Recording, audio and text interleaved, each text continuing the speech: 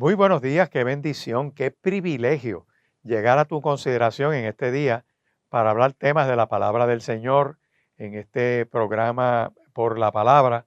Y te invito a que me llames al 787-6870-787, que es el prefijo, con el 787-6870 para tu petición de oración, cualquier reacción que quieras tener a este programa. Ese teléfono es el de la oficina del Centro Cristiano Vida Abundante en Riverview, Bayamón, en la carretera 168, esquina calle 1, al ladito del Cementerio Nacional y frente al Cementerio Portacoeli, aquí en Bayamón, en la ciudad de Bayamón. Y estamos a tu orden.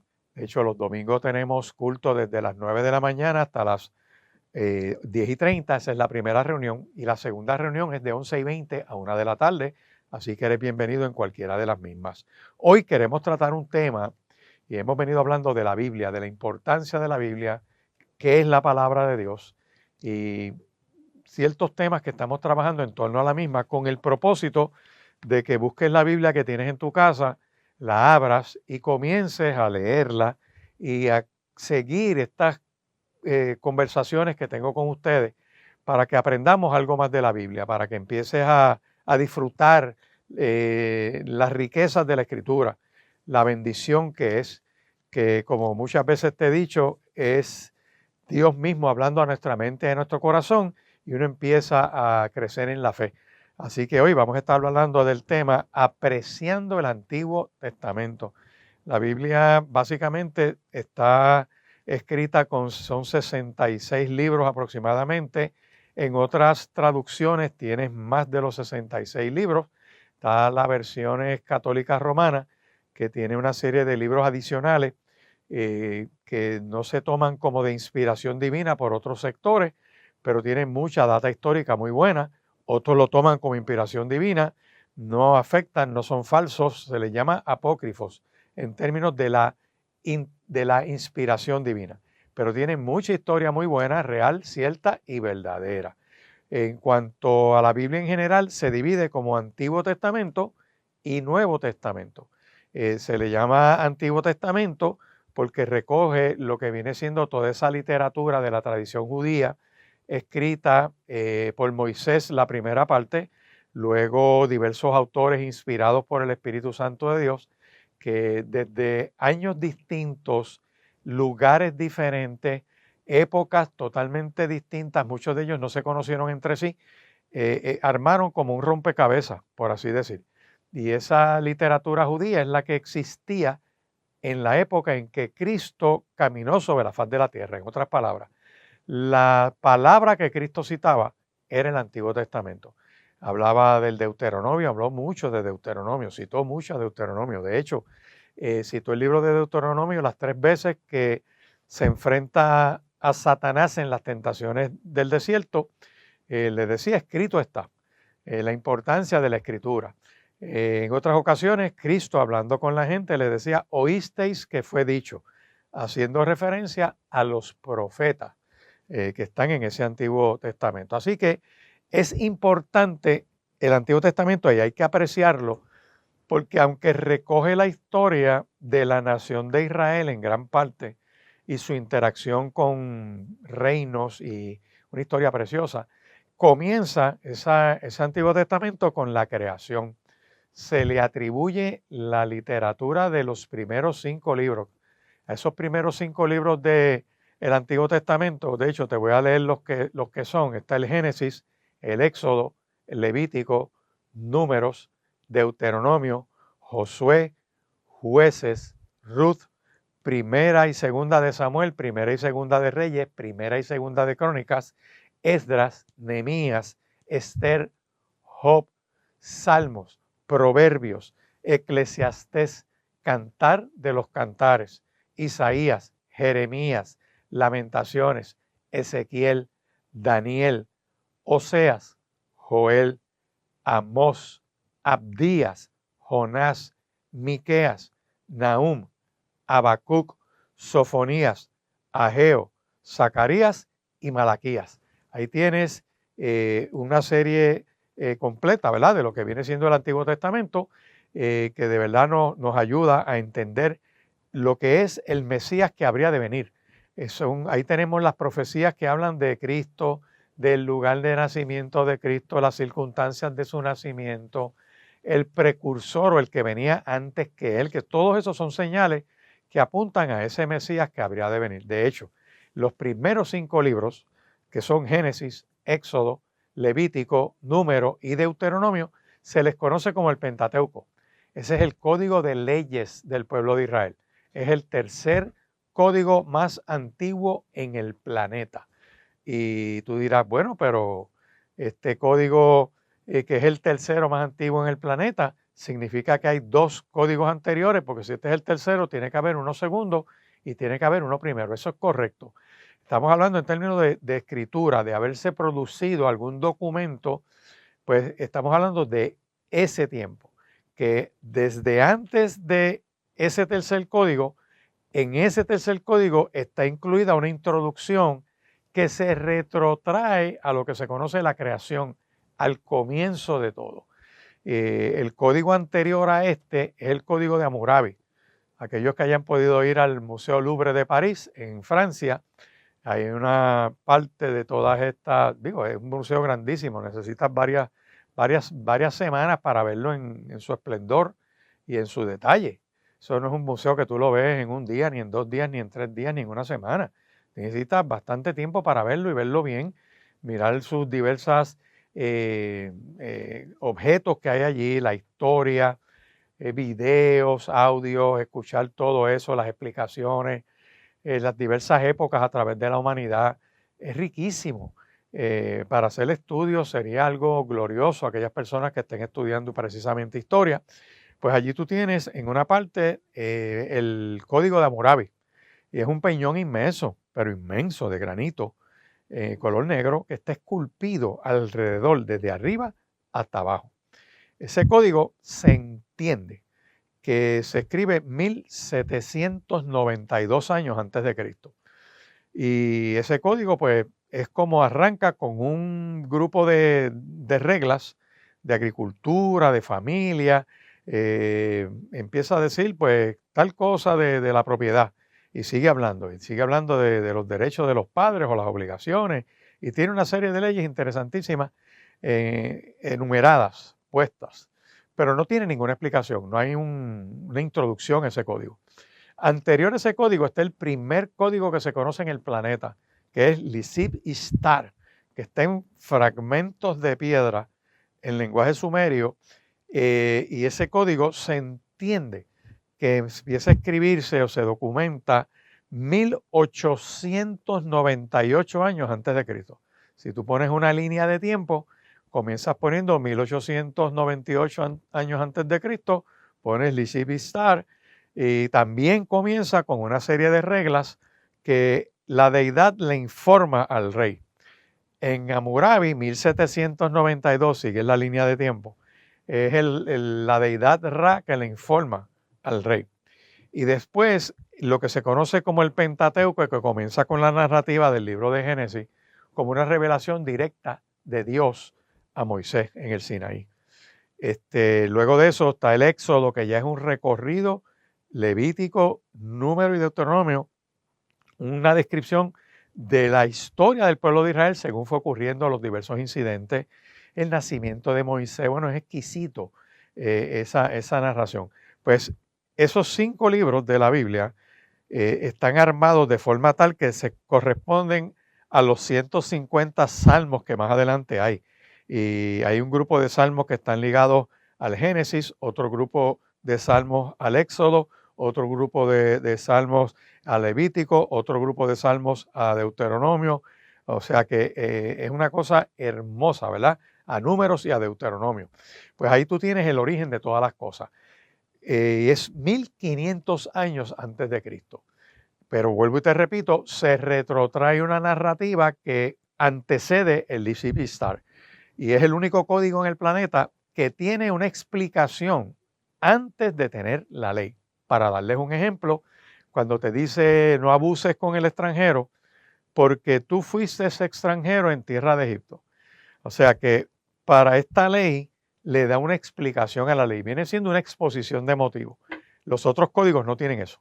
Así que la riqueza de esa palabra poderosa, pues es citada posteriormente. Después tenemos, cuando tú miras esos libros de la ley que abarcan de Génesis a Deuteronomio, recorre los eventos como la creación, recoge las promesas de bendición, tiene los orígenes del pueblo de Israel, tiene la emigración de Israel a Egipto, tiene la historia de cuando Dios se le aparece a Moisés y lo convoca y le dice, te voy a sacar de la tierra, a este pueblo, de la tierra de Egipto, vas y le hablas a Faraón y hay un llamado a Moisés. En todas esas historias, ahí tenemos, se habla de Adán, se habla de Abraham, que se le conoce como el padre de la fe, se habla de Jacob, que después su nombre cambia a Israel, se habla de José, la historia de José es riquísima, y luego la de Moisés. Ahí tú tienes toda esa gente y desde 2000 años antes de Cristo. Así que tenemos toda una historia poderosa. Yo quiero invitarte a que te mantengas alerta a esto que estamos compartiendo en el día de hoy, que es un asomo general a toda la historia de lo que recorre este Antiguo Testamento y las razones para apreciarlo. Lo vamos a ver ya mismo en breve. Te invito a que me sigas llamando al 787-6870 para tu petición de oración o algún comentario a esto que estamos compartiendo sobre apreciar el Antiguo Testamento. De hecho, Antiguo Testamento y Nuevo Testamento se complementan porque mucho de lo que se profetizó en este Antiguo Testamento, pues se cumplió en el Nuevo Testamento. Y te estoy hablando de la composición de ese Antiguo Testamento. Los primeros 5 libros se conocen como la ley, que es el Génesis, Éxodo, Levítico, Número y Deuteronomio. En la redacción de ese código legal, supera a cualquier otro código en el planeta, porque aunque es el tercero en antigüedad, es el único que tiene una introducción que explica el porqué de la ley y contiene en esa explicación el origen del ser humano y contesta las grandes interrogantes del ser humano, que es el origen del ser humano, el propósito de ese ser humano, ¿verdad? La ética y la conducta de ese ser humano para todos los tiempos y el destino final. O sea, tiene el origen, el propósito, lo que debe ser la conducta del ser humano y el destino. Y comienza con una creación donde el creador, el todopoderoso, el Adonai, el que se manifiesta a la humanidad, hace una creación y crea al hombre y lo pone como gerente general junto a la mujer de esa creación. Ambos coadministran. Ambos son coiguales en valía y salvación. Ambos son responsables delante de ese creador. A ambos, hombre y mujer, se les dio imagen y semejanza y ambos tienen las mismas promesas. Así que esa mentalidad gubernamental de los feministas y la ideología woke y todos esos grupos que plantean que hay una desigualdad y que la Biblia discrimina, pues no han leído la Biblia, necesitan leer la Biblia. Necesitan buscar el imperativo divino de respeto, de amor. De hecho, Dios es amor y la relación de amor de Dios con la humanidad está predicada en que Dios amó a la humanidad de forma tal que dio a su Hijo unigénito para que todo aquel que cree en Cristo no se pierda, sino que tenga vida eterna. Esa mentalidad de que hay una competencia entre hombre y mujer sale de la escuela de la serpiente descrita en el libro de Génesis, capítulo 3. Dios hace una creación donde pone al hombre como administrador de toda esa creación y le responde a Dios como dueño. El libro de Génesis tiene esa explicación tremenda. También vemos ahí en ese libro de Génesis, pues a Adán como el personaje principal y Eva, ambos. Y de hecho, la estructura para administrar la creación es la familia. La familia se origina en Dios. No sale de la cultura, no sale de las leyes, es soberana. Y Dios pone todos esos parámetros en Génesis capítulo 1 y Génesis capítulo 2. La estructura social para correr la humanidad es la familia. Dios la crea antes que cualquier estructura gubernamental, cualquier tribu, cualquier nación, todo eso está ahí. El plan salvador de Dios a través de la familia, primero a través de Adán y Eva, luego a través de Noé, que vemos la historia de Noé donde lo envían a hacer un arca y ponen ahí su familia y ese plan de Dios se da para esa familia.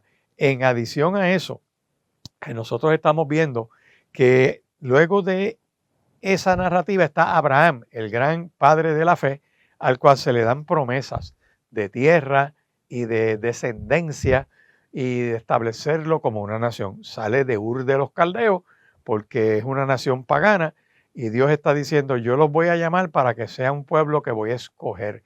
Y todo comienza con Abraham. Después de eso vemos los orígenes de Israel, ya que en la descendencia de Abraham está Isaac y está Jacob. También en la descendencia de Abraham está Ismael, pero Ismael no es hijo de la promesa. Y Ismael es hijo de Abraham en una de sus sirvientas, que era de otra nación, y de ahí sale Ismael. Y en esta historia que tenemos en el libro de Génesis, cuando Sara, que era la esposa de Abraham, sale embarazada, el hijo de la promesa, que es Isaac, cuando eso ocurre, vemos el desprecio de Sara contra Agar, que era la mamá de Ismael, y cómo ella tiene que huir y todo este tipo de cosas, y Dios se le aparece por medio de un ángel en el desierto a Agar y le da una promesa, le dice, tranquila, que este muchacho va a crecer y se va a desarrollar, y te prometo larga descendencia con él, y de ahí sale todas esas naciones árabes que tú conoces y que has visto en este tiempo. Por eso ellos plantean que son descendientes de Abraham y es cierto. Lo que pasa es que son descendientes de Abraham en Agar, que no era la mujer de Abraham, sino que era la sirvienta. Pero en adición a eso, el hijo de la promesa dado a Abraham sale de Sara. Y de ahí es que viene toda esa promesa para que Dios le había dado a Abraham, antes a Taré, papá de Abraham, y que vemos después cómo viene Isaac y después vienen los hijos de Isaac, viene Jacob y sus hijos. Ahí vienen los hijos de Jacob, las diferentes tribus. Así que de ahí es que sale la nación de Israel. De hecho, Dios le cambia el nombre a Jacob y le pone Israel. Dentro de todos esos 12 hijos, hay uno que Dios llama, se llamaba José, que es el que llegó a ser vicefaraón de Egipto. Y en esa historia de José, que está en el capítulo 37 de Génesis, hasta el capítulo 50, es digno de leer, porque ahí hay mucha historia del origen de la nación, las promesas, el establecimiento de ese pueblo, cómo crece y se desarrolla, cómo tiene que huir hasta Egipto en época de hambre para sobrevivir en Egipto. Se quedan en Egipto por 400 años, se multiplican en Egipto y se levanta otro faraón que no conocía a José ni la obra de José y empezó a perseguir y abusar contra estos extranjeros. Y de ahí viene la historia de Moisés, que es en el libro de Éxodo, cómo Dios lo convoca, cómo Dios lo usa como su instrumento para ir a donde Faraón y decirle, deja ir a mi pueblo, porque este pueblo ya llegó el tiempo que tiene que irse a su nación a cumplir y a disfrutar de las promesas que Yahvé nos dio. Y la historia está ahí, que Faraón se opone, ya tú sabes, Dios tiene que lanzarle las plagas para que entienda, y los saca al pueblo y los cruza por el desierto, por el Mar Rojo primero, después el desierto, luego para entrar a la tierra prometida. Todas esas historias están en esos libros de la ley. Y después en Éxodo está esa liberación. Después le da la ley, las reglas a ese pueblo, preparándolo, toda la historia en el desierto, la desintoxicación de Egipto, sacándoselo del corazón, para que cuando entre a la nueva tierra que Dios le está dando, no se mezclen con esas naciones. Dios los está apartando para servirle a Dios como único Dios, que no se mezclen con las deidades de esas naciones. Todas esas historias están ahí, todas esas leyes están ahí. Y después tenemos el momento en que empiezan a cruzar hacia esa tierra prometida, a conquistar la tierra prometida. Todas esas narrativas nosotros las vamos a ver que están desde Josué, por ejemplo, el libro de Josué, el libro de Jueces, el libro de Ruth, primera y segunda de Samuel, primera y segunda de Reyes y primera y segunda de Crónicas, Esdras, Nehemías, Esther. En esos libros básicamente nosotros estamos viendo ahí la conquista de la tierra prometida, el reino que se empieza a establecer. Después vemos ese reino unido hasta la época de gloria de Salomón, una cosa espectacular. Después vemos cómo después de Salomón Al morir Salomón, se divide el reino en el reino, lo que se conoce como el reino del norte, el reino del sur. El reino del norte tenía 2 tribus, el del sur tenía 10. El del norte es conquistado por Samaria, el del sur es conquistado, ¿verdad?, por Nabucodonosor y Babilonia. Hay varios gente importante en todas estas narrativas, como Josué, como el primer rey de Israel que se llamó Saúl. Tenemos ahí al rey David, tenemos al rey Salomón, los descendientes de Salomón, que eran varios reyes. Tenemos también los reyes de Asiria, como Salmanaser, como Nabucodonosor, Ciro de Persia. Tenemos a Ciro de Persia, tenemos a Esdras, tenemos a Nehemías. Hay una serie de personajes que están ahí que Dios los usó de una u otra manera. De hecho, uno de esos reyes de una nación que no era la de Israel, Dios utiliza a un babilonio como Ciro y a través de un profeta lo llama mi siervo. Ciro, mi siervo. De hecho, en estos tiempos atrás hay un discurso de agradecimiento de Benjamín Netanyahu hablando en una serie de eventos sobre Estados Unidos y le dio las gracias a Estados Unidos y menciona, hace un recuento histórico interesante cuando él habla de que Dios usó gente que no era israelita para ayudar a Israel. Y menciona a Ciro de Persia en ese discurso.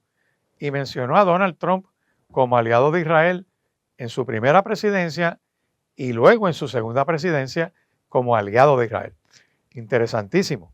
Estoy hablando del siglo XX, siglo XXI, ¿verdad? Que es lo que nosotros estamos viviendo. Diciendo que Dios ha usado gente pagana o gente que no es de la nación de Israel para bendición de Israel a través del tiempo. Tenemos entonces Esdras y Nehemías, que son gente que Dios usó. Nehemías para reedificar una ciudad y Esdras para reconstruir un templo. Así que te invito a que me llames al 787-6870 o entres a la página de YouTube o de Spotify al programa Por la Palabra, entras ahí, tienes todos los videos de estas conferencias que estamos compartiendo para que repases con tu Biblia, tomes tus notas y aprendas un poquito más de la palabra del Señor. Acuérdate, YouTube y Spotify, buscas ahí programa Por la Palabra para que tomes estas enseñanzas como la de hoy, que es apreciando el Antiguo Testamento. La importancia de mirar esta historia, ver el origen de la creación, las promesas de bendición que Dios tiene para todos aquellos que le hacen caso a Él, que lo honran. Vemos cómo se origina la nación de Israel en esos primeros libros de la Biblia, básicamente el Génesis y el Éxodo. Ahí tienes una historia preciosa. Y tenemos en la migración, ¿verdad? Cuando Dios los saca de Egipto, de la esclavitud, de la opresión de Faraón, hacia la tierra prometida. Por eso hay una serie de leyes que tienen que ver con los inmigrantes, con las viudas, con los huérfanos, los extranjeros, tener misericordia con todas estas personas que aunque están obligadas a cumplir con las leyes, pues hay que ser misericordios. De hecho, los creyentes, los cristianos, somos extranjeros en el mundo, somos peregrinos, estamos de paso. La Biblia lo describe de esa manera. La Biblia dice en el Nuevo Testamento, en el libro de Filipenses, capítulo 3, verso 20, que nuestra ciudadanía está en los cielos. Por lo tanto, estamos de paso sobre la faz de esta tierra y que nuestra nación es la de los cielos, donde nuestro Rey soberano es el Dios Todopoderoso. Dicho esto, miramos la historia que viene después del Éxodo, que es lo que estamos trabajando ahora, la parte histórica de ese Antiguo Testamento, que tiene que ver con los libros que te voy a leer ahora. Tenemos Josué, Jueces, Ruth, Primera y Segunda de Samuel, Primera y Segunda del Libro de Reyes, Primera y Segunda de Crónicas, Esdras, Nehemías, Esther y Job. Y Esther. Esos libros tienen unas narrativas históricas interesantísimas de cómo Dios permitió la conquista de Canaán, cómo Dios forma el reino de Israel, cómo se dividió ese reino. Vimos la caída tanto del norte como del sur y luego la restauración de esos reinados bajo Esdras y Nehemías con la ayuda de Ciro de Persia y demás. Toda esa historia es riquísima, desde Josué, 1400 años antes de Cristo, hasta Nehemías, que viene siendo como 450 años antes de Cristo.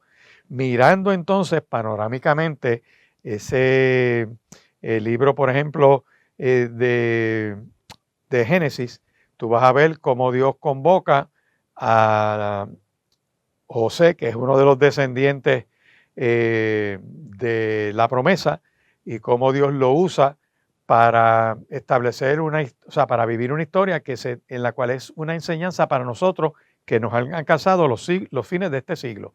Es una historia que nos demuestra cómo vivir, cómo honrar a Dios.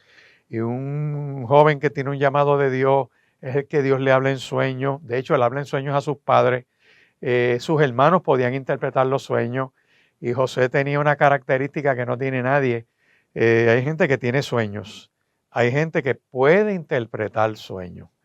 Pero solo muy pocos hacen que los sueños se cumplan.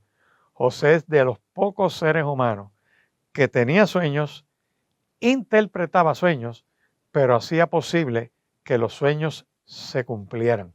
Y eso lo vemos cuando Faraón tiene sus sueños. Antes de eso, un copero y un panadero que van presos, él le interpreta los sueños, y cómo la interpretación del sueño a Faraón permite que él sea nombrado vicefaraón de Egipto y pueda administrar una nación. Y la historia preciosa, como esa nación crece y se desarrolla, pero se acomoda a la esclavitud, y Dios permite que un caudillo sea levantado. Dios llama a un hombre llamado Moisés, y como Moisés, Dios lo usa como instrumento para libertar a ese pueblo. A pesar del pasado de Moisés, una historia tremenda que la hemos compartido en otros programas, pero sería bueno que usted la pueda repartir.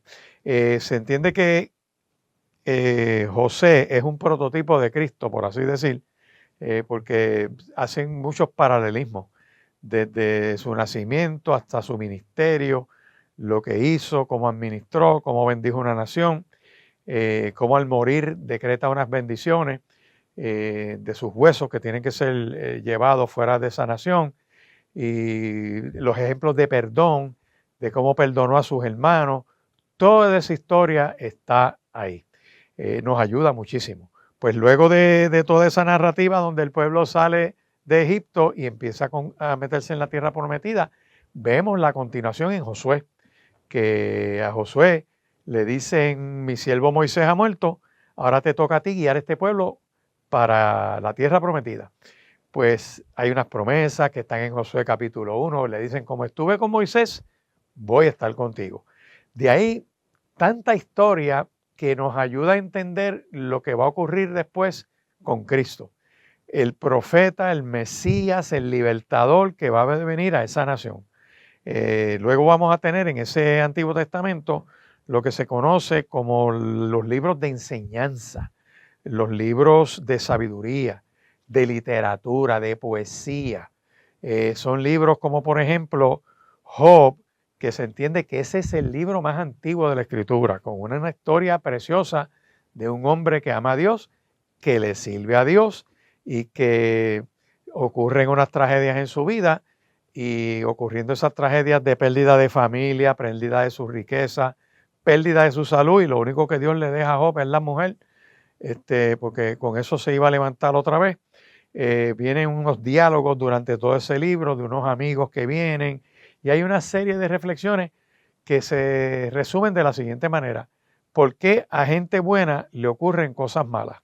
Y toda esa reflexión de si fue porque hizo algo, o porque sus antepasados hicieron algo, o se buscó lo que le pasó. Y tremendo. El libro habla de la soberanía de Dios, y del Dios que a pesar de las tragedias interviene y levanta al caído.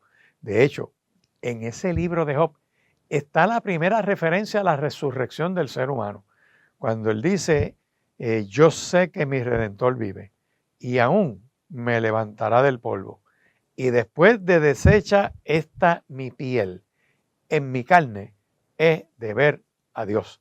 Está hablando de antes, después cuando viene la muerte, y después de deshecha la piel dice: en mi carne he de ver a Dios, o sea, en su resurrección. Así que ese libro es exquisito para leerlo, son 40 y tantos capítulos, creo que son como 42, y sería bueno pues que tengamos la oportunidad en otros programas hablar sobre ese texto, reflexionar sobre el mismo, para que aprendamos un poquito más de la Biblia y le perdamos el miedo, el temor que le tienen algunas personas a meterse en las escrituras. Pues están los poemas en esos libros como lo que son los salmos. Los salmos son 150 salmos y en esos 150 salmos están, por así decir, distribuidos en 5 libros de salmos. Resulta bien interesante que en los primeros salmos, desde el primer salmo, vamos a buscarlo por aquí, que comienza presentando el contraste entre el bien y el mal, te habla de el libro 1 de los salmos, habla de los justos y los pecadores, y empieza con unas narraciones interesantes de diversos temas, habla de la protección divina. Esos primeros libros van desde el Salmo 1. Tiene también salmos que tienen que ver, lo que se llaman los salmos que tienen que ver con la crucifixión, mesiánicos, salmos mesiánicos, está el 22, el 23, el 24. Ahí ustedes van a ver referencias específicas a detalles de la crucifixión, la acción de gracias por Dios librar de la muerte, la dicha del perdón. Tiene tantos salmos que tienen que ver con la ley. Son 5 libros distintos que nos da una narración. Y para cada uno de ellos se amarra a los primeros 5 libros de la Biblia.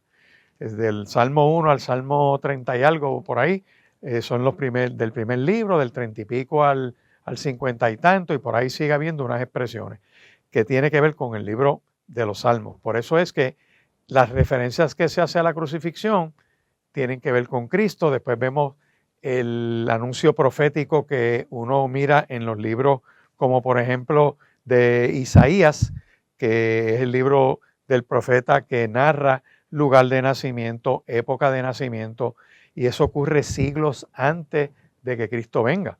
Por eso es que hay que apreciar el Antiguo Testamento. El Antiguo Testamento está lleno de tanta profecía, cosas que van a suceder, que todavía ya muchas sucedieron con la llegada de Cristo, pero muerte y resurrección de Cristo también profetizada, y su regreso en gloria que también ha sido profetizado.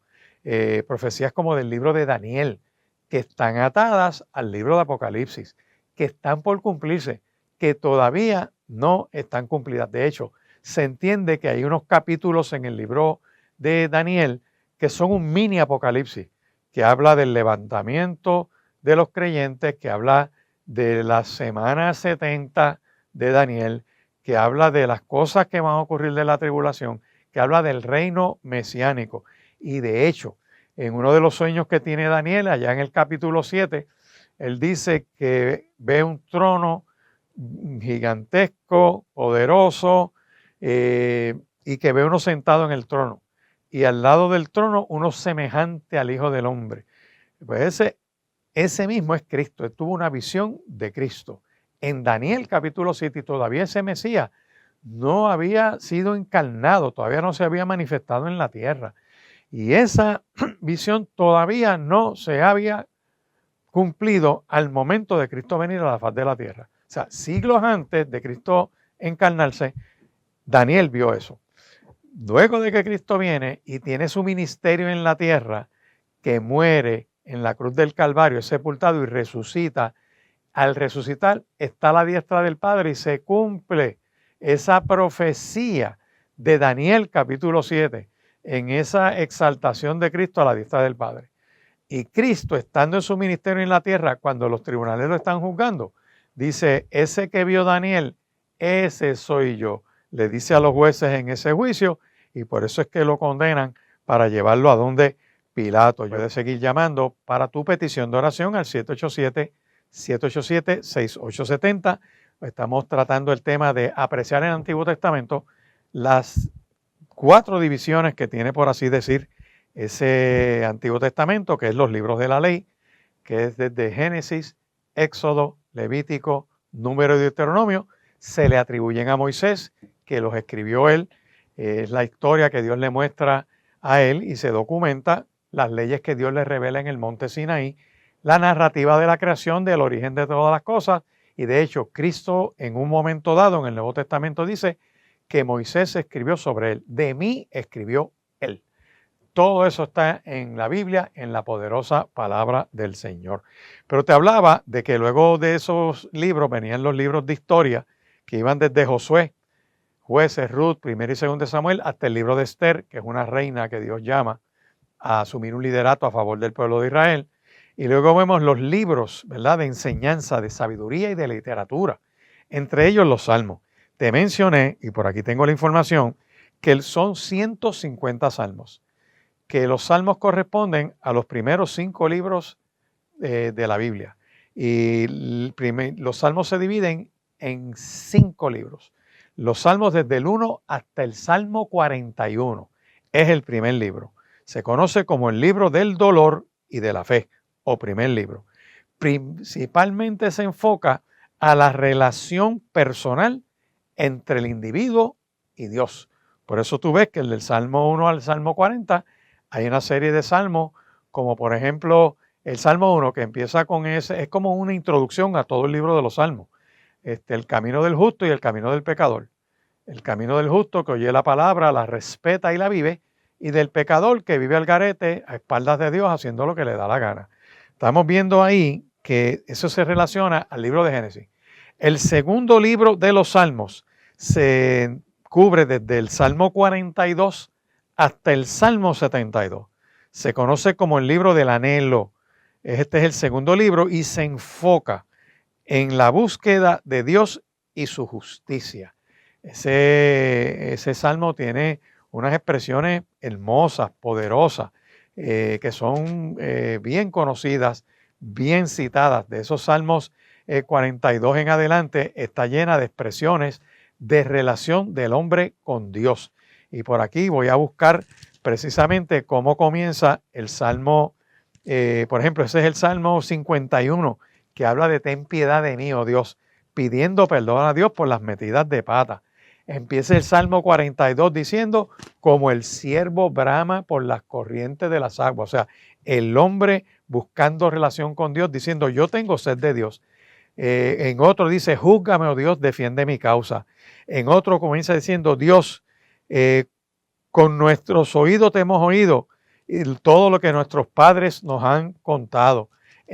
Salmo 43, júzgame, oh Dios, sigue con una serie de expresiones que tienen que ver con ese anhelo, ese deseo de relacionarse con Dios. Habla del necio, tiene la definición del necio.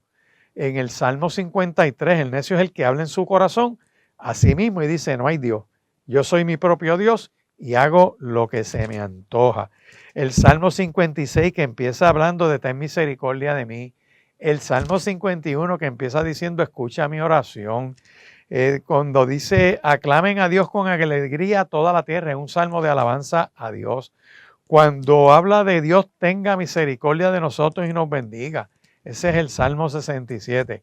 Y ese segundo libro de los salmos que termina en el Salmo 72, que es el Salmo de los anhelos o de los deseos, hablando del reino de un rey justo y comienza con unas explicaciones. El tercer libro de los salmos va desde el Salmo 73 hasta el Salmo 89. Se le denomina como el libro de la experiencia de Dios o tercer libro. Este libro explora la experiencia de Dios en la historia y en la vida diaria. Y empieza hablando de ciertamente es bueno Dios para con Israel y cuán amables son tus moradas y por ahí sigue hablando de toda esa revelación de Dios. Acuérdate, libro 1 de los Salmos del 1 al 41 es Génesis. Libro 2 de los Salmos del 42 al 72 tiene que ver con el libro del Éxodo. Libro 3 de los Salmos va desde el Salmo 73 hasta el Salmo 89, es el libro de la experiencia de Dios revelándose al ser humano. Cuarto libro de los Salmos, el libro de Números, relacionado al libro de Números del Pentateuco y se conoce como el libro del Reino de Dios o cuarto libro y se enfoca en la soberanía de Dios y su reinado sobre la creación. Dios es el dueño de la creación. Y entre esos salmos hay uno bien conocido que dice, oye, es el Salmo 103, bendice alma mía al Señor, bendiga todo mi ser su santo nombre y bendice alma mía a Dios y no te olvides alma de los beneficios que Dios te ha dado. Ese es el libro cuarto de los salmos sobre esa soberanía de Dios. Y el libro quinto, que tiene que ver con el libro de Deuteronomio, va desde el Salmo 107 hasta el Salmo 150, que es el libro de la alabanza eterna, o quinto libro, donde la alabanza a Dios es el tema central. El Salmo 119, que tiene que ver con la ley de Dios, y se relaciona mucho con la adoración, con los músicos.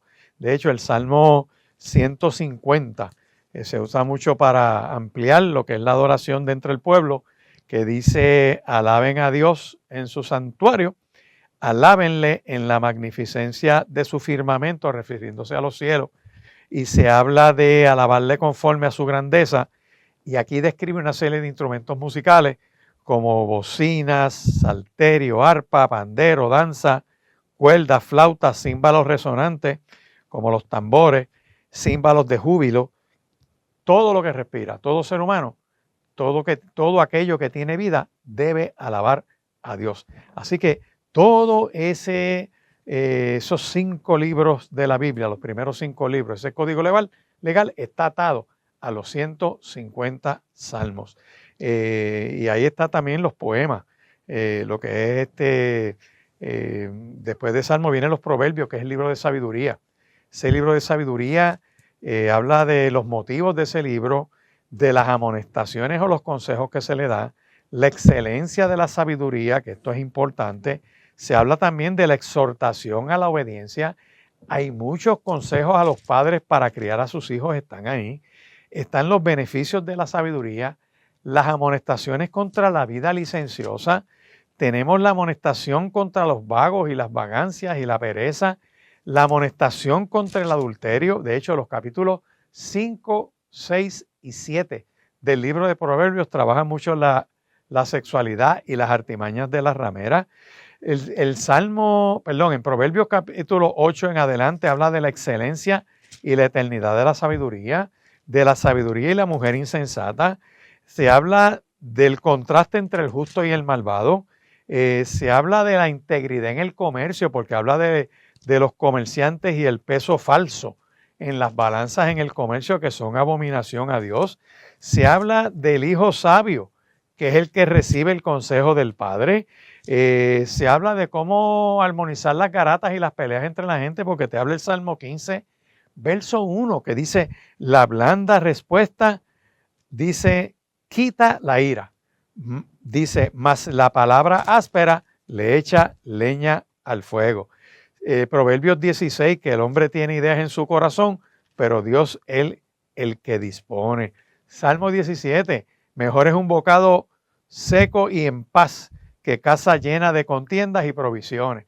Así que te invito a que me llames al 787-787-6870 para tu petición de oración, o entras a la página de YouTube o de Spotify y buscas Programa por la Palabra para que repases esta reflexión. Recuerda que estamos tratando hoy este tema, que es apreciando el Antiguo Testamento. Todo ese mensaje del Antiguo Testamento va dirigido a Cristo, al Cristo que ha de venir, al Cristo que yo predico, que no me canso de predicar, que sana a los enfermos, echa fuera demonios, calma los vientos y la tempestad. Ese Cristo que te está llamando en este día y te dice, estoy aquí a tu puerta, a tu corazón y te llamo. Abre tu corazón, permíteme entrar a ti para que tengas la paz conmigo. Ahora estamos hablando hoy de un tema interesante relacionado a la Biblia, que es sobre el Antiguo Testamento y apreciar ese Antiguo Testamento. Apreciarlo porque comienza con la creación. De hecho, explicábamos que los primeros 5 libros de la Biblia son un código legal, código de leyes, que es el tercero más antiguo del planeta, y Dios se lo revela a Moisés en el monte Sinaí, y tiene una particularidad que no tiene ningún otro código en el mundo, y es que tiene un origen, una narración del origen de todas las cosas, empieza con la creación, y eso implica que hay un creador.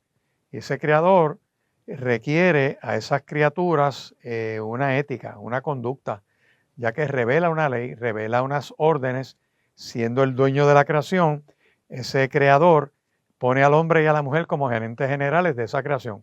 Hombre y mujer son coiguales en salvación, igualmente valiosos, ambos tienen imagen y semejanza de Dios, a ambos se le ha dado una asignación. Dios los ama a los dos, Dios le dio roles distintos a cada uno y se complementan. Por lo tanto, la primera estructura que Dios estableció en esa creación es la familia. Se origina en Dios, se fundamenta en su palabra, tiene un propósito y tiene una responsabilidad. Se administra toda la creación para multiplicar y perpetuar la especie y administrarlo para la gloria de ese Dios creador. De ahí que los imperativos éticos del ser humano pues se contestan en ese libro, en esos primeros 5 libros de la Biblia. Ese Antiguo Testamento es central porque nos contiene, miren, lo que es el origen del ser humano, el propósito del ser humano, la ética o la conducta que debe tener ese ser humano y el destino final, lo que va a ocurrir, el escatón, la eternidad de ese ser humano. Dicho esto, vimos también que además de esos primeros 5 libros de la Biblia, o se conoce como el Pentateuco, que contienen la creación, las promesas de bendición y el origen del pueblo de Israel, su migración a Egipto y luego cómo se desarrollan dentro de Egipto y cómo Dios los liberta buscando o llamando a un hombre llamado Moisés que los saca de ese cautiverio junto a Aarón y a María, hermana de Moisés, con unas labores excelentes, tremendas, al servicio de Dios, libertan ese pueblo y luego de eso vemos cómo salen de Egipto y en ese éxodo caminan por un desierto y llegan hasta las fronteras de una tierra prometida. Después vienen los libros históricos que van desde Josué, Jueces, Ruth, Primera y Segunda de Samuel, Primera y Segunda de Reyes y Crónicas, y después seguimos hablando con una serie de líderes de esos libros hasta el libro de Esther, que es la reina valiente, Esther.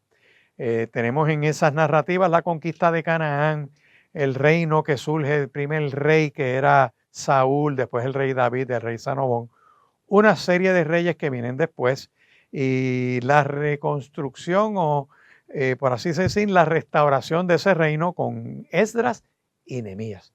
Vemos también que Dios usó no solamente reyes de Israel, Dios usó un impío como Ciro, rey de Persia, y esa narración desde el libro de Josué, que es el líder que surge después de Moisés, surge en el 1400 antes de Cristo, hasta el año 450 antes de Cristo, con Nehemías, que Nehemías le tocó reconstruir la ciudad y las murallas, y Esdras le tocó reconstruir el templo.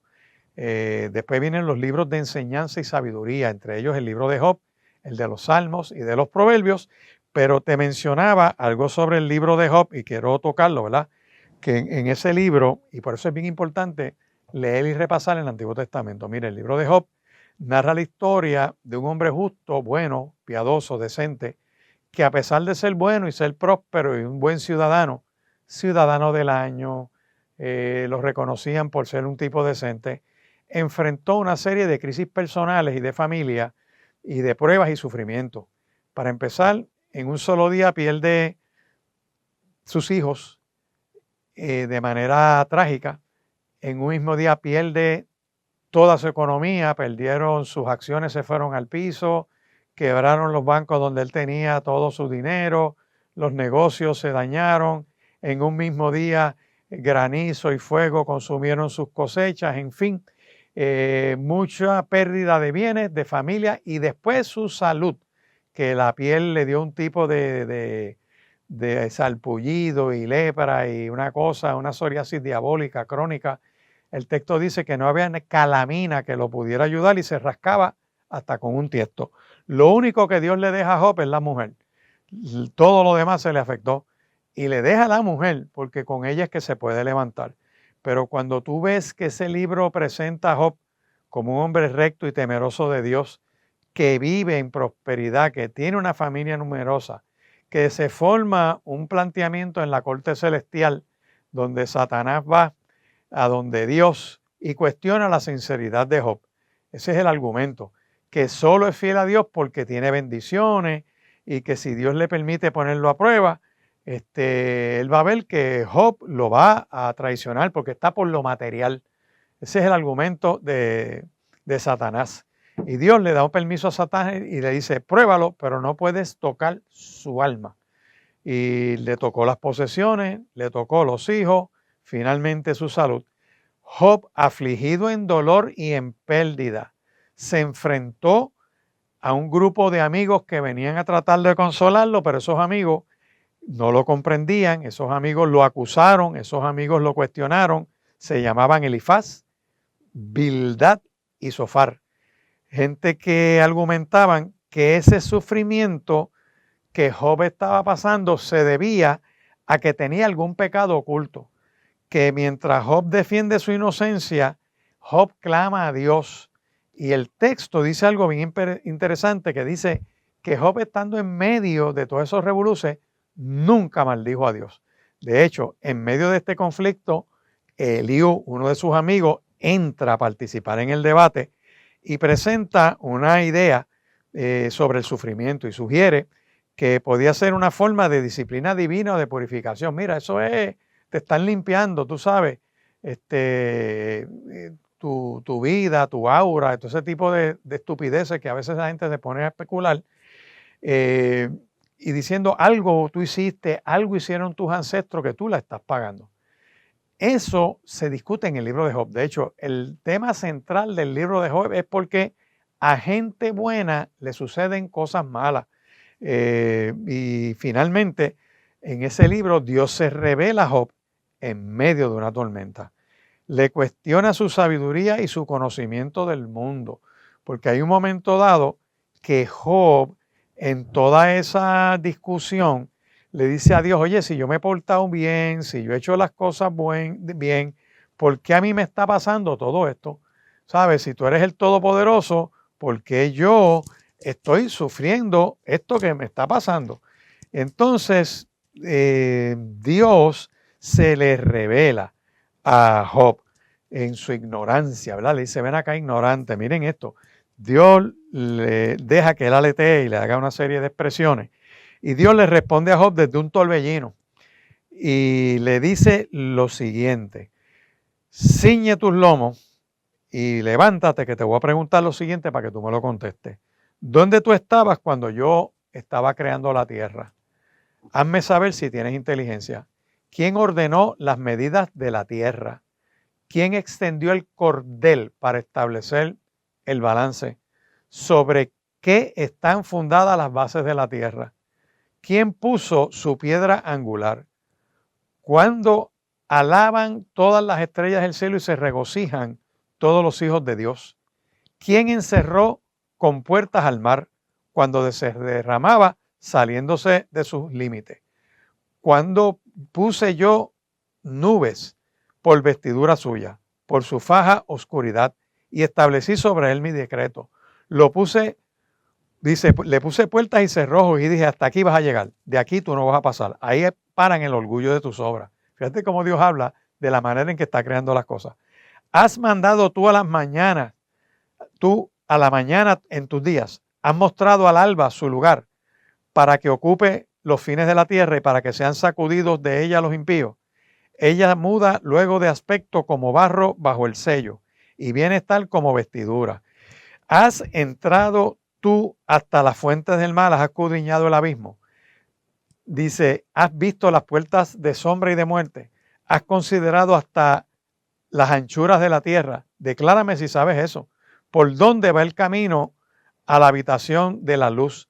¿Y dónde está el lugar de las tinieblas? Has entrado tú en los tesoros de la nieve, y por ahí sigue haciéndole las preguntas.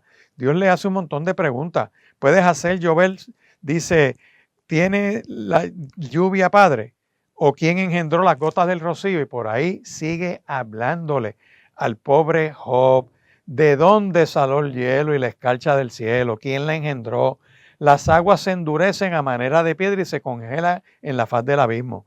Podrás tú atar los lazos de las Pléyades, desatarás las ligaduras de Orión, sacarás tú a tiempo las constelaciones de los cielos, guiarás tú a la Osa Mayor con sus hijos, supiste tú la ordenanza de los cielos, dispondrás tú de la potestad de la tierra, alzarás tú a las nubes la voz para que te cubran.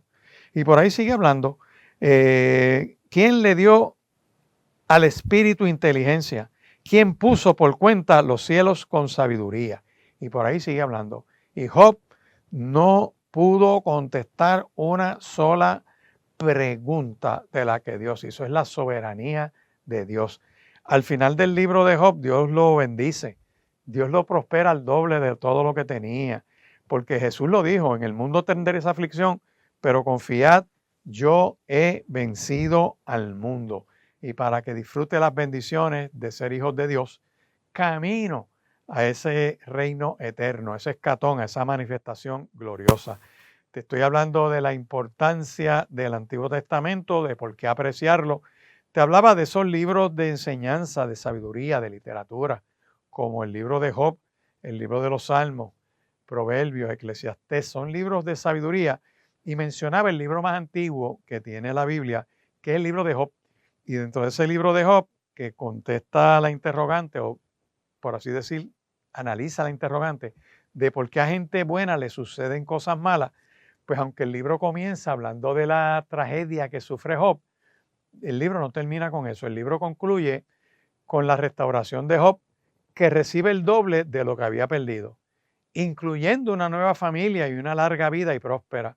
Sin embargo, más allá de la restauración material, el libro destaca la importancia de la fe incondicional en Dios, incluso en medio del sufrimiento, ¿verdad? Que no tiene explicación. El libro de Job es una reflexión profunda sobre por lo menos 5 ideas que yo quiero tocar aquí. Una de ellas es la naturaleza del sufrimiento humano y su relación con el pecado. Número 2, habla de la justicia y la sabiduría de Dios, especialmente en la forma en que trata a sus siervos.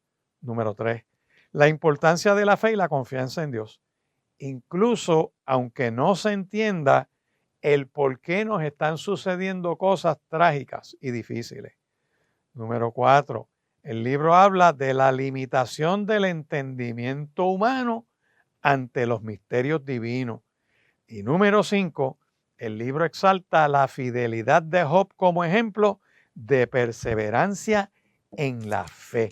Esto es bien importante que nosotros lo miremos, porque hay una experiencia, un diálogo que hay en este libro de Job, que cuando él sufre todas estas pérdidas, en ese capítulo 1 habla de las calamidades que a él le suceden. Llega un momento en que la mujer de Job le hace unas expresiones. De hecho, dice aquí que mueren sus hijos, ¿verdad? Dice, vino un viento, azotó las 4 esquinas de la casa cayó, los jóvenes murieron, los hijos de él. Job se levanta, rasga sus vestiduras, se rasura la cabeza, se posta en tierra y adora. Y dice estas palabras: desnudo salí del vientre de mi mamá y desnudo volveré allá. Dios dio, Dios quitó. Sea el nombre de Dios bendito en todo esto. No pecó Job ni atribuyó a Dios despropósito alguno. O sea que todas las tragedias que él le pasaron, él no maldijo a Dios, no le echó la culpa a Dios, nada de eso. Dice que se postró y adoró y dijo: Dios, tú diste, tú quitaste, yo te bendigo. Yo no entiendo lo que está pasando, pero yo sé que yo estoy en tus manos. Dios, mira, yo sé que todo esto está fuera de control, pero te pido en esta hora que recibas mi adoración. Ahí es que acontece que al otro día empiezan a presentarse, ¿verdad? Una serie de amigos que vienen a empezar a hablarle, empiezan las narrativas en el libro, pero llega un momento de desesperación donde él se rascaba con un tiesto, dice aquí, y estaba sentado en medio de la ceniza. Entonces su mujer, la esposa de Job, le dice: ¿aún retienes tu integridad? Maldice a Dios y muérete. Y él le dijo a la mujer: como suele hablar cualquiera de las mujeres fatuas, has hablado. ¿Qué? ¿Recibiremos de Dios el bien y no el mal no lo recibiremos? En todo esto no pecó Job con sus labios. Y 3 amigos de Job, dice Elifaz, Bildad y Zofar, luego que oyeron todo este mal, fueron dizque a consolarlo. Vinieron juntos para condolerse con él y para consolarse. Y ahí empieza todo el resto de las narrativas del libro. Yo tengo que tocar esto porque el resumen de ese libro de Job, que estamos viendo que le están pasando unas cosas que él no maldice, y mucha gente ha tomado esto que le dice la mujer de él para criticarla.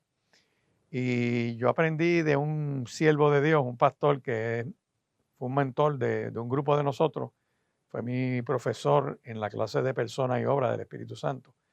Está en la presencia del Señor, Roberto Rivera, Roberto Amparo Rivera, ministro obispo de la Iglesia of Mission Board en Puerto Rico, y Roberto nos hablaba de la esposa de Job. Decía, los predicadores hemos sido injustos con la mujer de Job porque todo el mundo la critica, que él mira a Job como con desprecio y le dice eso, y no es que lo desprecie, es que ella ve a su marido que era próspero, ve a su marido siervo de Dios fiel, buen esposo, no tira piedra, no vela el guardia, buen administrador, la tenía ella de punta en blanco, invertía en su mujer, tenía sus hijos, todos sus hijos hombres de bien, millonario, sólido, feliz, ejemplo en la comunidad. Y al día siguiente ella está casada con un pelado, la economía en el piso, todos sus hijos muertos, de momento pierde todo su estatus social, no tiene ni para ir al beautician a darse un blower ni a darse un tinte. Esa mujer está en el lodo, está en el desastre del luto. Esa mujer, su marido se enferma y se rasca con un tiesto. Ella ve que los amigos de él aparecen para consolarlo, las amigas de ella no aparecen por ningún sitio, ni la sociedad de damas de la iglesia sale para asistirla. Así que de la noche a la mañana esa mujer está en la crisis más profunda que pueda tener una mujer, de estar casada en esa situación tan horrible, tan radical ese cambio, mirar en los horizontes sin esperanza. Así que en su dolor es como el que está viendo un pariente que lo estás cuidando, está terminal, está sufriendo, y tú empiezas a pensar, Dios, yo te pido, ¿sabes? Que alivia el sufrimiento, llévatelo.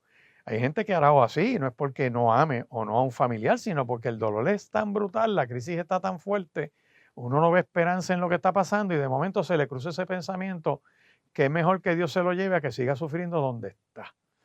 En esa óptica, Roberto Amparo analizaba la situación de esta mujer, de lo que está sufriendo, la amargura lo lleva a decir, muchacho, maldice a Dios y muérete.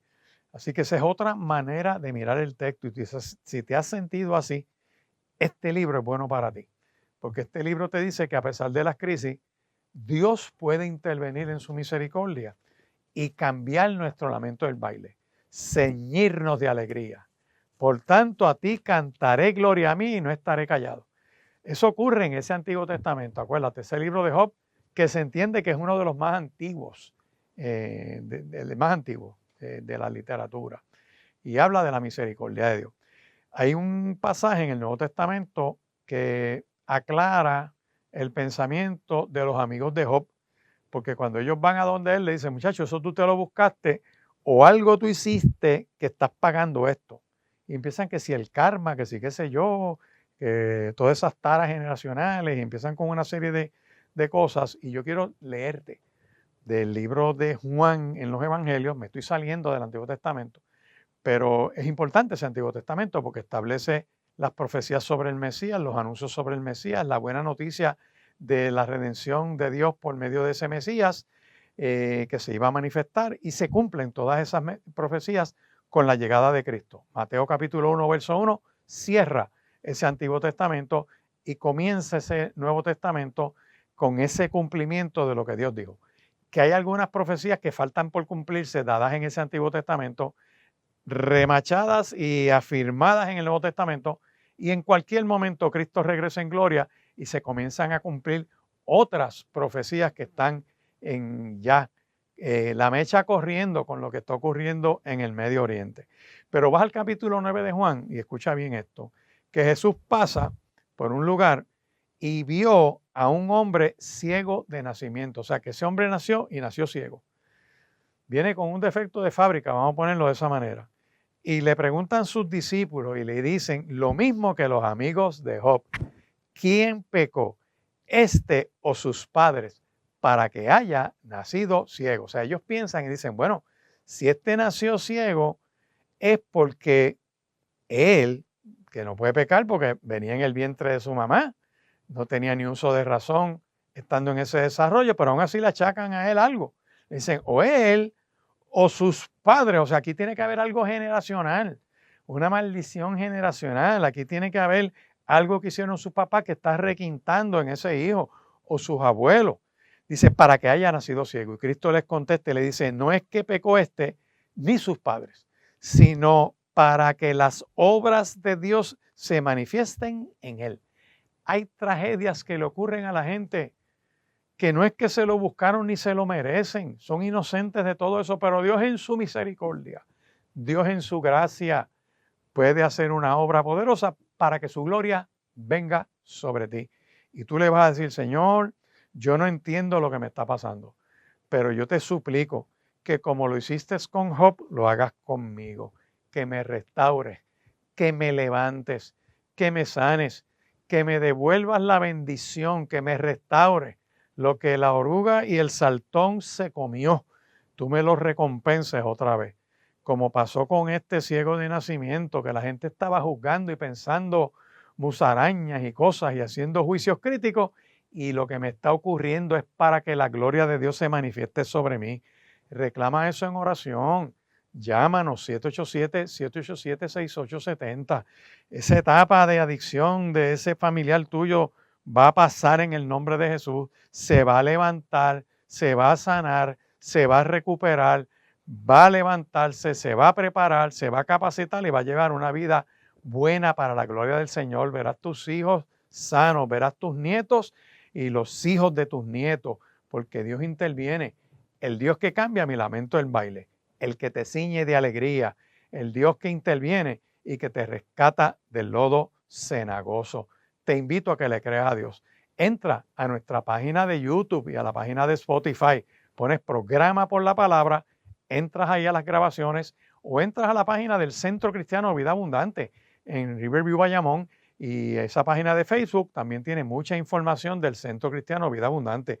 Nuestro número de teléfono, 787-787-6870. Ese es el número a llamar para tu petición de oración y para que te conectes con el Centro Cristiano Vida Abundante en Riverview, Bayamón. Seguimos hablando sobre apreciar el Antiguo Testamento. Hemos estado hablando en esta primera parte del programa de los diversos libros que hay, los 60 y tantos libros que tiene la Biblia, pero el Antiguo Testamento, con esta particularidad de los libros que son el código legal, que son los primeros 5, Génesis, Éxodo, Levítico, Número y Deuteronomio. Luego estábamos hablando de los libros de historia, desde Josué hasta el libro de Esther, que contiene toda la conquista de Canaán, el establecimiento del reinado bajo Saúl, David y Salomón y los demás reyes bajo los cuales se divide el reino. Luego las enseñanzas de Job, Salmos, Proverbios y el Eclesiastés. Y finalmente los libros de la profecía que van desde Isaías hasta Malaquías. Pero para apreciar ese Antiguo Testamento, hemos mirado, por ejemplo, lo que eran los Salmos, pero también tenemos la colección del libro de Proverbios. Y el libro de Proverbios tiene unas expresiones sobre la vida práctica, principalmente en unas sentencias cortas o consejos cortos que tenemos ahí, que habla, por ejemplo, de orientaciones sobre cómo vivir una vida piadosa, una vida exitosa.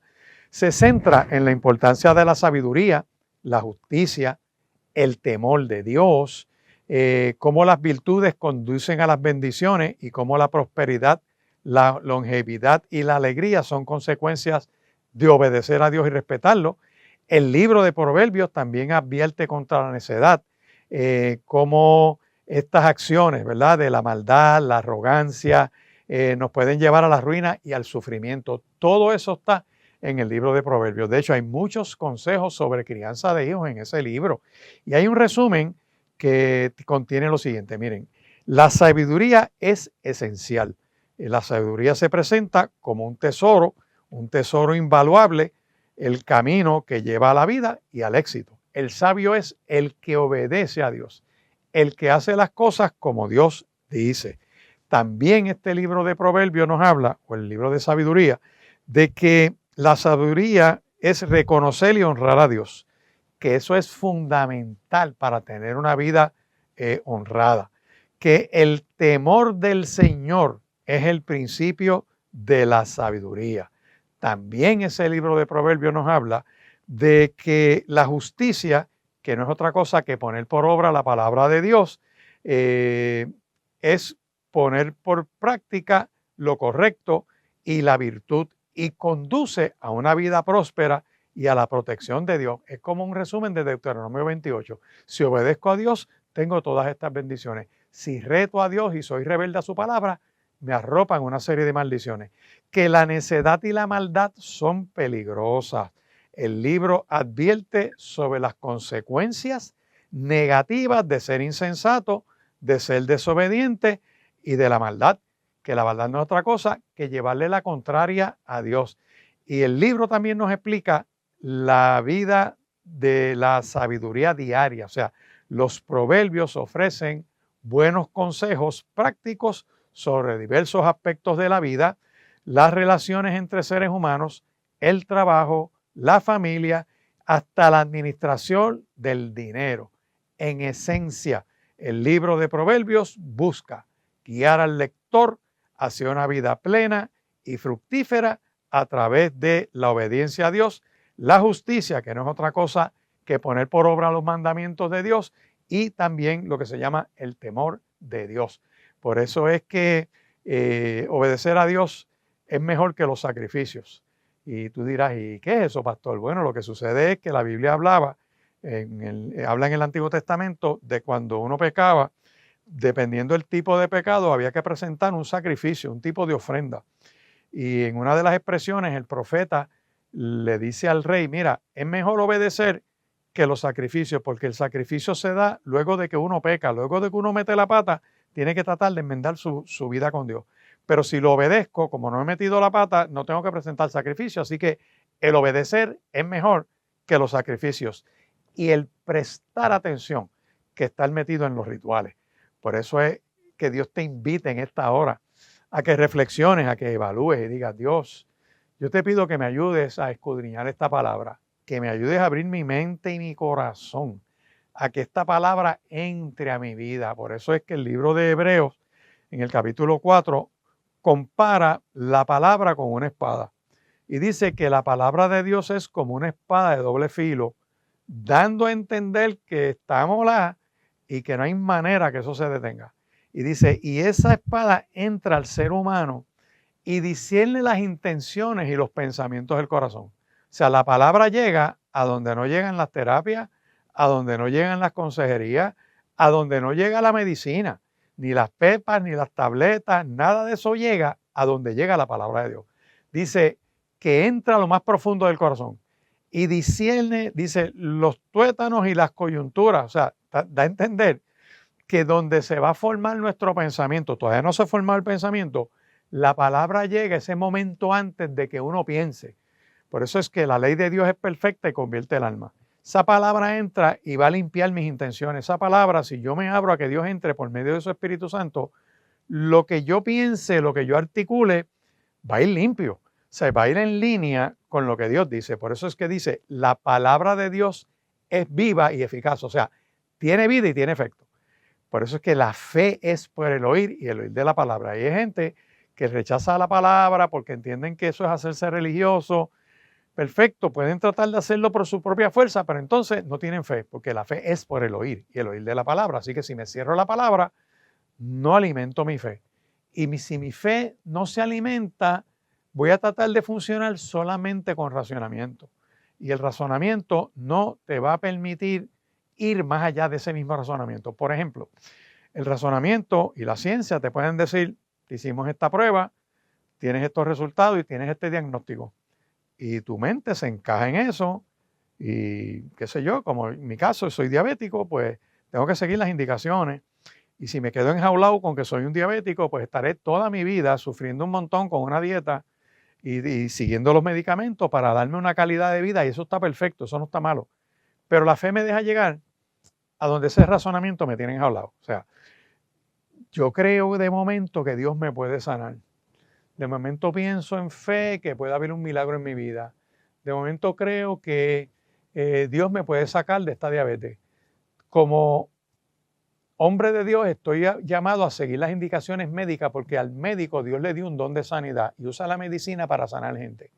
Pero en lo que llegue el milagro, yo sigo esa instrucción. Oye, ¿y si Dios me sana? Me voy a ir para esa repostería a mandarme 4 merengues de lo que sea porque pues, voy a estar sano, ya no soy diabético, voy a dejar de padecer unas limitaciones que estoy teniendo. Pero la fe me va a dejar llegar a donde la razón no me deja llegar. Y por eso es que la fe es por el oír y es una manifestación directa de Dios. Por lo tanto, la importancia de ese Antiguo Testamento que hemos estado trabajando en este programa en la primera hora y media del mismo, va en línea a que valorando lo que Dios hizo en esa profecía anterior, apuntando al Cristo que ha de venir, ahora yo puedo disfrutar ese Nuevo Testamento viendo esa obra de Dios del Cristo que ha de venir. Y si Él cumplió ya una de las profecías, eso para mí es suficiente garantía para entender que las próximas profecías se van a cumplir. Mira, Cristo es el centro de toda la narración.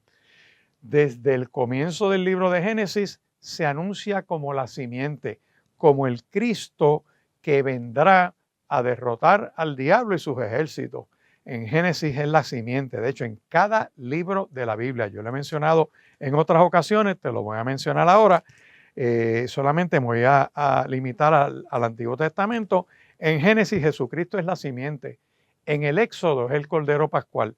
En Levítico es el sacrificio propiciatorio. En Números es la peña herida. En Deuteronomio es el profeta. En Josué es el capitán de las huestes del Señor. En Jueces es el libertador. En Ruth es el pariente celestial. En los libros de Samuel unge reyes y sacerdotes. En el libro de los reyes confronta a los Baales. En Crónicas escucha la oración de su pueblo. En Esdras da la palabra de profecía. En Nehemías es el restaurador de la nación. En Esther es mi abogado. En Job es mi redentor. En los Salmos es mi castillo, es mi roca, es mi luz, es mi salvación. En Proverbios es mi ejemplo, en Eclesiastés es mi meta. En el libro de los Cantares es quien me satisface. En Isaías será llamado Emmanuel, vara del tronco de Isaí. En Jeremías escudriña la mente y prueba el corazón. En Lamentaciones cumple su palabra. En Ezequiel levanta sobre nosotros pastor. En Daniel es Mesías príncipe. En Oseas en el que nos resucitará. En Joel es misericordioso y clemente. En Amós nos llama al arrepentimiento. En Abdías es aquel del cual no podemos huir. En Jonás ve el arrepentimiento de su pueblo. En Miqueas es Señor de Israel. En Nahum es grande en poder. En Habacuc da visión a su pueblo. En Sofonías está en medio nuestro. En Ageo nos llama a trabajar. En Zacarías es el renuevo. Y en Malaquías abre las ventanas de los cielos. En cada libro de la Biblia hay una expresión directa de Cristo, del Cristo que ha de venir. Por eso nosotros, al mirar ese Antiguo Testamento, lo miramos como el libro que anuncia la esperanza del Mesías. Por eso es que Mateo, capítulo 1 y verso 1 del Nuevo Testamento, cierra el canon. Es el libro que dice, mira, la entrada de Cristo al planeta encarnado como Dios encarnado, cerró ya ese Antiguo Testamento porque ese Antiguo Testamento apunta al Cristo que ha de venir. Y para yo saber que ese es el Cristo que ha de venir y que no soy engañado por gente que me pueda enredar, hay que meterse en la Escritura. Por eso yo siempre les he dicho que yo la creo de tapa a tapa hasta los mapas. Yo le creo a Dios todo lo que dice ahí, porque esa es la revelación de Dios. Quiero evitar el engaño, tengo que asomarme a la palabra para ver qué dice sobre ese Cristo que ha de venir. Y hay muchas cosas, por ejemplo, su lugar de nacimiento. Y miren lo que dice Mateo capítulo 1 para que lo enfoquemos. Y por eso les invito a que lean la Biblia, que la saquen de la sala de la casa y puedas entrar en ese propósito divino de empezar a leerla siguiendo esta programación. Recuerda llamar al 787-787-6870 para tu petición de oración. Estamos hablando de la importancia del Antiguo Testamento porque señala a Cristo. En cada libro de la Biblia nos da las profecías y el marco de referencia para saber quién era el Mesías. Por eso es que vemos su lugar de nacimiento, la época, sus padres, el que es el precursor antes de él, que era el mensajero que abría camino, que era Juan el Bautista, las circunstancias del nacimiento de Juan el Bautista, todas esas señales, Zacarías en el templo, y cuando empiezan a cumplirse en Mateo. Mateo capítulo 1, verso 1, que es el que yo digo que cierra el canon, ya no hay más Antiguo Testamento porque llegó el Mesías. ¿Y cómo yo sé que es el Mesías? Porque las cosas que se dijeron en el Antiguo Testamento apuntaban a él. Y empieza Mateo diciendo, libro de la genealogía de Jesucristo, hijo de David, hijo de Abraham. Con ese primer verso nada más, te resume el Mesías que ha de venir en la simiente de Abraham y te habla de hijo de David porque se refiere a Cristo como rey, el reinado eterno. Dos títulos de Cristo, ¿verdad? El hijo y también el rey. Regresa como rey de reyes y señor de señores.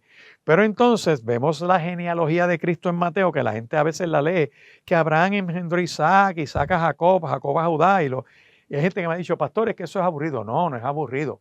Es que te da toda esa simiente hasta el momento donde dice Jacob engendró a José, marido de María, de la cual nació Jesús, llamado el Mesías. Pero ¿por qué es importante esa genealogía? Para que tengas idea. Esa genealogía menciona a 4 mujeres. 4 mujeres, pastor, sí. Las 4 son extranjeras, no eran israelitas. Cuando yo miro aquí, me habla de Tamar, que Tamar era una mujer que enviudó y de momento se supone que le dieran a otro de los hijos de Judá, y Judá se hizo de la vista larga porque el otro hijo murió también, y él dijo, espérate, se me murió el otro hijo por enredarla con esta mujer que no tiene descendencia, y el último hijo no se lo dio. Y ella lo que hizo fue que se disfrazó de prostituta, se puso en un camino, él se la encontró y la preñó. Y cuando la van a apedrear a ella, le dicen, mira, tu nuera salió embarazada, no se sabe de quién, y ella saca el báculo y una señal que él le había dado. Él dice, espérate, antes de que me apedreen, el papá del bebé que yo llevo por dentro es el dueño de esto que está aquí. Y él ve, wow, espérate, ella es más justa que yo, y la bendicen. Esa mujer está en la genealogía de Cristo porque llamada Tamar, dice, Judá engendró de Tamar a Fares. Fares es Esrom Aram. Aram engendra a Aminadab, y por ahí sigue. Y la segunda mujer que dice, Nazón engendra a Salmón. Salmón engendró de Rahab. ¿Quién era Rahab? Rahab era una prostituta, mira qué interesante, que vivía en Jericó, una mujer extranjera en tierra prometida. Cuando ellos entran a conquistar Jericó, es la que ayuda a los espías. Entonces esa narración está aquí.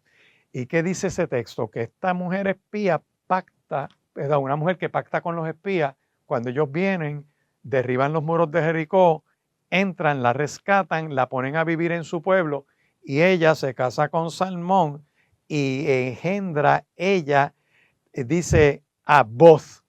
Su hijo se llamaba Boz, una extranjera, prostituta. Mira qué historia tiene esa mujer, y Dios la agarra y la mete en la genealogía de Cristo.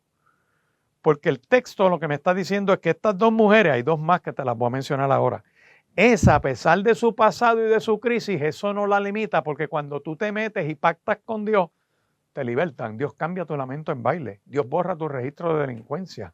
Empieza a ver unas nuevas oportunidades. Por eso es que mi pasado no me marca y no me limita.